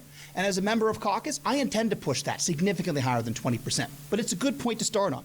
Finally, I want to point out that when it comes to capital gains, one of the problems in our taxation system is capital gains is taxed far less than income. And what this results in is more of these loopholes made by the other parties, and we want to close it. Capital, same as income. Thank you. Mr. Ruff? I'll make this pretty clear. A conservative government will never put capital gains tax on your principal residence, unlike the Liberal Party. Ms. Watson? Yes, thank you. I'm not sure where Mr. Ruff is getting his information, but the Liberal Party has no intention of changing the capital gains on primary residences. We will, however, increase the capital gains on speculation and foreign property and in short-term flips. We're going to do that because we want to control skyrocketing house values. We want to help home buyers get in. And like my NDP colleague, we want to improve or lower the rent rates for those people that are struggling with it right now. That applies to our seniors. That applies to people who are in low-income situations. We need to be able to have some homes for them. There's far too many properties that are vacant right now, multiple properties that belong to the same individual. They're not accessible, and they're just sitting there hurting the rest of the economy. Thank you. Next question area with respect to seniors and low-income seniors. We're starting with Mr. Kaikkonen. What will you do? It says, what will your party do? What will you do to help low-income seniors and people trying to live on CPP disability? We live well below the poverty line, this person says. What will you do to help low-income seniors and people trying to live on CPP disability? We live well below the poverty line. Mr. Kaikkonen. Thank you. That is a very serious matter going on in this nation, and I heard that from going door to door. It's the burning question in many lives. So I believe that is the area where we should channel some of the monies that come from the savings, from cutting down some of the unnecessary budgetary items. We would channel those monies to make sure that the senior citizens, veterans, disabled, family income would be around 2 persons in a family, 25,000, and single at least 18,000. And they should be subsidized and made sure that they are taken care of. Thank you. Thank you. Ms. Lawrence. The main impact for seniors is in our policies is proposing a guaranteed livable income.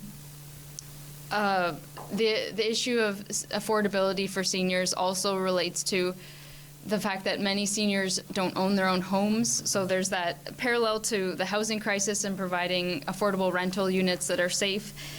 And the Green Party also proposes pharmacare, so help with medications, funding medications, and dental care for low-income families.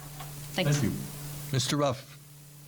We got a few ideas here that we're proposing. We're going to make it easier for seniors to stay in their own home by amending the home accessibility tax credit by increasing the limit from $10,000 per dwelling to $10,000 per person. We're going to allow seniors or their caregivers, including their children, to claim the medical expense tax credit for home care instead of only allowing them to claim that if they live in a group home. We're going to make work pay for our seniors. For those seniors that still want to try to work, we're going to double the Canada Workers Benefit up to $2,800 for individuals or $5,000 for family, and pay it as a quarterly direct deposit rather than a tax refund at the end of the year. We're going to make sure the pensions are protected. So obviously not direct to the question with the CPP, but for those seniors that do have some pension with their previous employment. And on the disability side of the house, we're going to double the disability supplement in the Canada's worker benefit. Thanks. Thank you. Mr. Neudorf. There's a lot of proposals we have, but it all starts with not-for-profit long-term care. We cannot help seniors in our community if we are looking at them as systems of profit. This has to end. Long-term care needs to be universal, not-for-profit. And this isn't just long-term care. This is home care as well. Not all seniors need to be in long-term care facilities, and they have the right to live their last years with dignity in their homes if possible. And we have no subsidies for home care. We need home care and long-term to be not-for-profit. We also want to expand accessibility to social support programs, to income support grant programs for seniors with the goal of bringing UBI. Our goal is to make it so that everyone can access it, and we're going to do it soon, especially if I'm in caucus. Universal pharmacare and dental care are part of this as well. But we also want to increase CPP and GIS should not be a way for the government to claw back taxes like CERB. People are already struggling enough. That's what we want to do. Thank you. Ms. Watson. Yes, thank you very much for the question. So the Liberals increased OAS by 10% in 2021. We have a one-time payment of $500 in August to people that were over 75, and we're going to increase OAS again by another 20% in 2022. GISs will also be increased. So we are trying to bring up the average income of a senior who's trying to live on just those alone. I would like to see, and the government is, or the Liberal government, the Liberal Party as well, to add more health care to universal health, including prescriptions, hearing, and eyes. We're working hard to increase the number of affordable units so that we can have a place for the seniors to live on what they can afford to pay. We're going to reduce taxes for seniors who still want to continue to work, and we want to keep seniors in their homes longer by adding home care, by hiring more PSWs, and by paying them more. Thank you. Ms. Fosbrook. Thank you. So again, the contrast of subsidy, subsidy, subsidy, and then we're going to somehow reconcile it later. You know, if we took a longer term approach and again, didn't tax people so extremely to account for an oversized, bloated government, maybe people would have more prosperity throughout their life so that they could enjoy more financial independence in their golden years. I would say that, again, that taxation by inflation is, again, a factor. So if you are increasing the subsidy to compensate for the inflation, you're never really solving the problem. And so, again, there's some fundamentals that really need to get addressed rather than just trying to solve the problem short term with a subsidy. Thank you. We've now come to the end of the questions, and to people listening in the audience who submitted questions that weren't asked, I apologize. The answers we had to the questions we had touch on some of the areas that you expressed, and had we more time, we would have gotten to them, but thank you for submitting them. Time flies when you're having fun. We're now going to have the final statements, 90 seconds each, please, for each candidate. We're going in the reverse order of the way we started, so that means we start with Ms. Watson. 90 seconds, thank you. Thank you again for the opportunity, and to all those that are watching this evening, thank you for your questions. The past 18 months have been incredibly challenging and have polarized this country. While the world responded to the pandemic, family members, friends, and neighbors took opposing stances on masks, testing, vaccinations, and shutdowns. People turned on each other at a time when we needed to stand together. We saw parts of our healthcare system fail and parts of it rise to the challenge. The pandemic took a significant toll on healthcare workers, and we need to support them now. It's also been a challenge for government, responding quickly, protecting health and individual rights. The Liberal Party had people's backs through the pandemic, and we will have them in the future.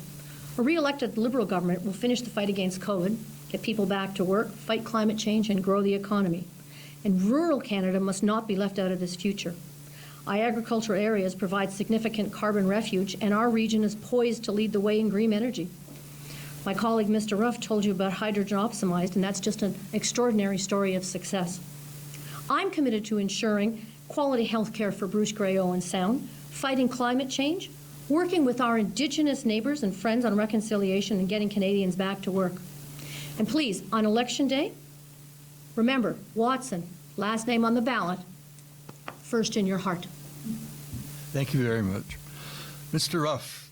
Well, again, thanks to the chambers for hosting tonight. Thanks for all the listeners out there. This is important just to be part of the democratic process and get a chance for everybody to listen to the different aspects we have, the different platforms we're putting forward.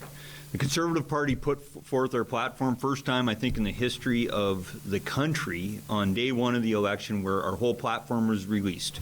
Canada's Recovery Plan, 163 pages long. There is a plan to recover the 1 million jobs, to get the deficit back under control, reintroduce accountability in Ottawa, anti-corruption laws so that politicians that are breaking the ethics laws aren't getting away with $200 fines, but up to $50,000 fines.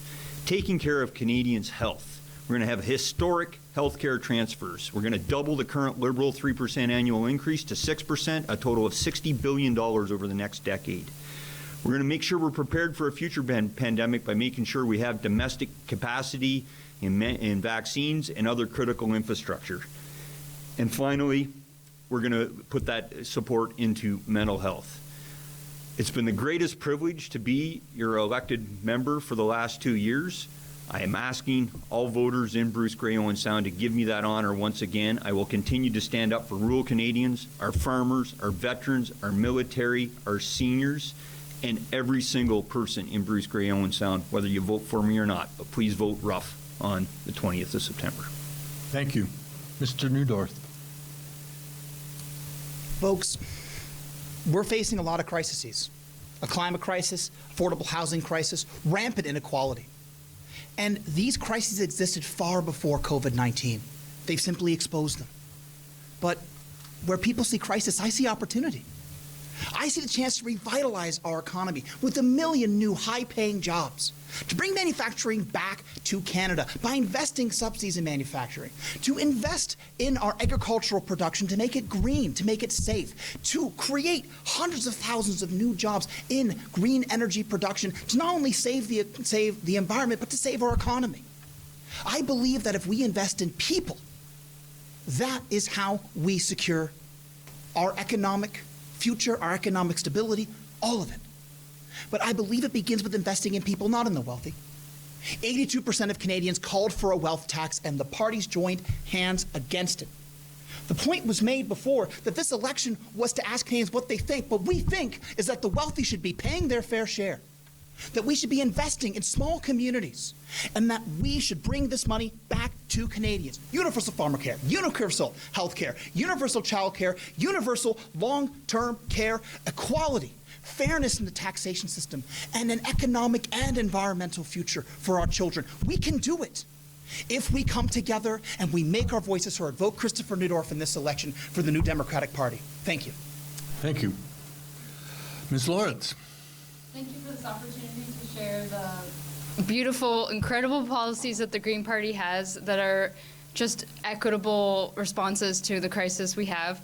The Green Party has really provided, to me, a response to the linked challenges of reconciliation with Indigenous people, climate stability, economic and social justice, and forming a better democracy.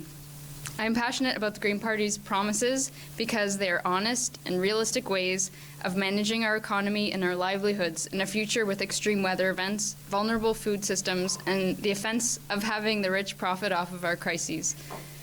I would like to be the MP for Bruce-Grey-Owen Sound, not only because I honestly represent the issue of environmental degradation, but because I want to advocate for an equitable response to climate change and the challenges to social, economic justice that we'll face in the coming 4 years. Thank you. Thank you very much. Mr. Kaikkonen. Thank you. I also like to thank you, many of the folks that I have met during this campaign. They have been so gracious, even though I sometimes knock while they are eating. And thank you for your sharing your concerns. And I have very much been wiser and instructed of that. If trusted with this high office and honor, I would start restoring those principles of godliness in this country, principles of faith, freedom, family, liberty and opportunity, and a common sense finance that is like straight from the farm. If you don't have the money, don't spend it.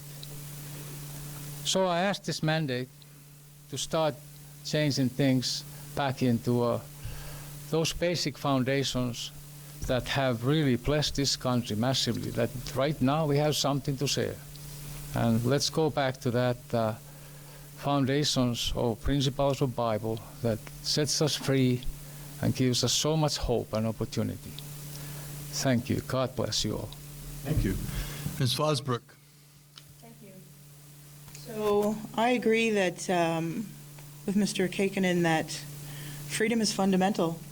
And I think that any discussion that precludes, doesn't give justice to the importance of freedom is nothing but lip service, quite frankly. People, aside from those who are truly invalid, I don't believe people want to be dependent. I think they want to be independent. They want to prosper. And they can't do that without freedom. So any measures to restrict people's freedom, whether it's freedom of speech, freedom of information, freedom to question, freedom to challenge, all of these things are at risk right now. And they are getting worse by the day. I want to revisit parental rights. It's outrageous, absolutely outrageous. The parents have to be concerned that their children are going to be coerced into getting a jab while they're at school, and the parents don't even know about it. I mean, I could go on and on. Our financial system is broken. It has been questionable since its inception, and people don't know history. I recommend that you do some history. A vote for the People's Party of Canada is a vote for a party that, in Maxime Bernier's own words, is doing things differently. If we always do what we always did, we're always going to get what we always got. And how you loving that? Thank you. Thank you. Thank you very much. Now, my turn to say thank you, as I did at the start. On behalf of the Meaford Chamber of Commerce, the Grey Highlands Chamber of Commerce, the Owen Sound and District Chamber of Commerce, first, thank you to each of you, as I said, for your candidacy, for your participation. We know the weather was challenging tonight, an extra challenge. I'm sure if you wrote books, you could tell all the things in the campaign that are challenging. Thank you through you to your volunteers that you support. Thank you to the audience. And I, as a person, would like to say, I'm speaking on behalf of the chambers, but I'd like to thank the chambers, because coming together, collaborating, and bringing you all together is what democracy is all about. So special thanks, and it's been a great discussion. Good luck to all of you. Thanks very much. Thank you to you all.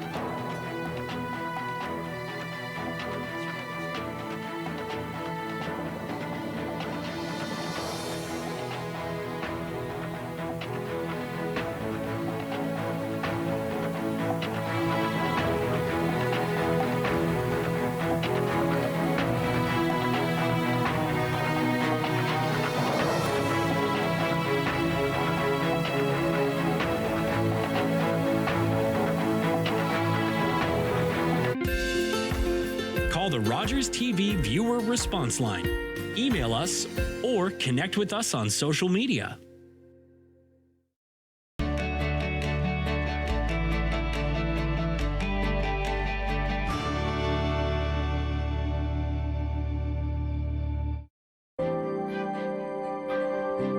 This is Rogers TV.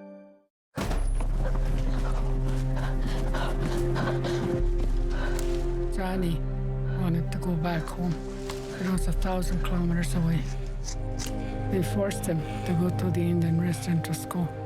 More than 150,000 of us children had to go.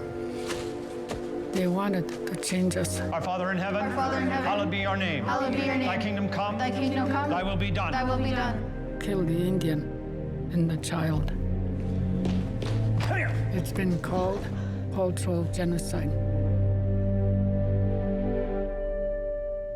I survived residential school. My brother Johnny did not.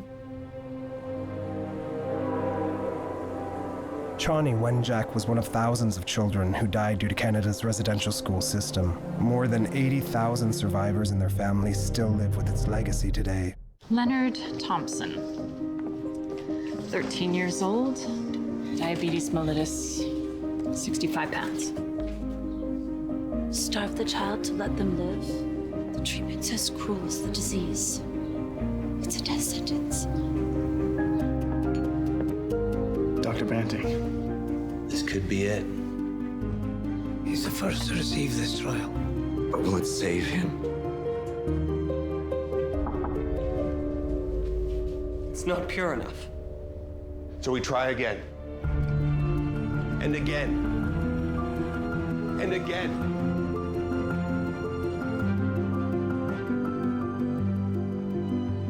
Before the discovery of insulin, diabetes was a death sentence. Banting, Best, Collop, and MacLeod's breakthrough has saved millions of lives. Leonard Thompson's was the first.